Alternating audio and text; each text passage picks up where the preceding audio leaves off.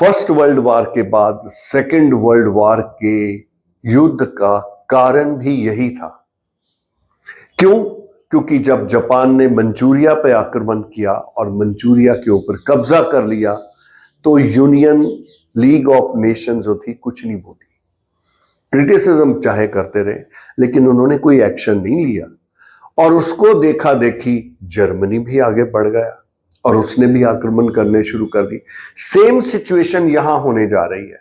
अगर ट्रंप चाहे वो अपनी peace settlement Nobel peace prize के लिए ये कर रहा है तो अगर वो इसको करता है और इसके करने में वो पीस स्थापित करने में कामयाब हो जाता है और रशिया की शर्तें मान लेता है कि तुमने जो जो इलाके जीत लिए वो तुम्हारे हैं, तो मेरा नहीं ख्याल ये कोई मध्यस्थता होगी। नंबर 2, जिस देश के साथ ये समझौता होना चाहिए यूक्रेन, उसके प्रेसिडेंट को तो साथ बिठाया ही नहीं जा रहा।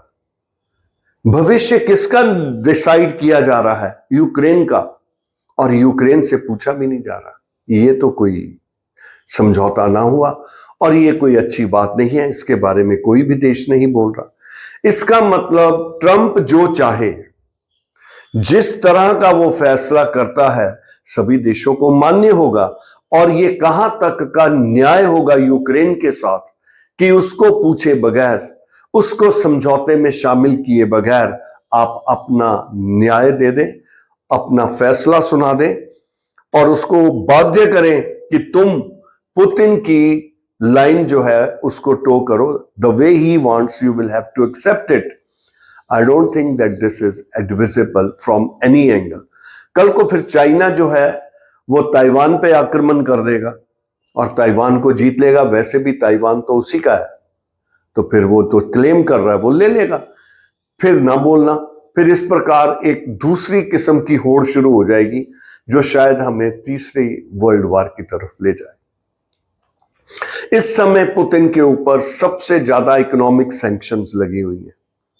तो क्या ट्रंप ये सारी इकोनॉमिक सैंक्शंस उठा देगा? और अगर ये इकोनॉमिक सैंक्शंस उठ जाती हैं तो इससे ज्यादा पुतिन के लिए विजयी युद्ध, मतलब विजयी घोष और कुछ नहीं हो सकता।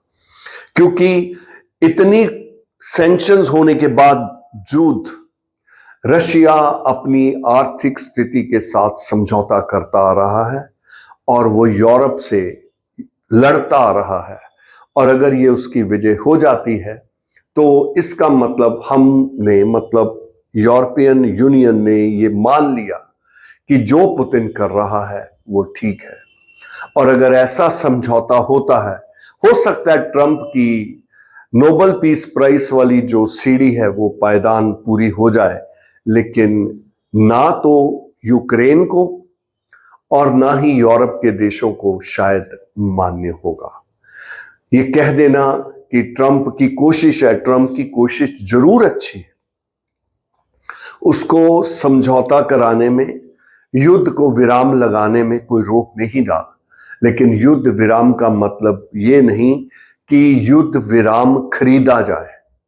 पीस ट्रीटी को खरीदना और पीस ट्रीटी लेवल पे बिठा के, बराबरता के ऊपर रख के अगर वो की जाए तो बेहतर होगी। नहीं तो इसका बाद में धीरे धीरे आलोचना का ट्रंप बायस बनेंगे और कुछ नहीं मिलने वाला। और ये भारत के लिए कितना अच्छा और बुरा होगा ये तो बात की बात है। Thank you so much.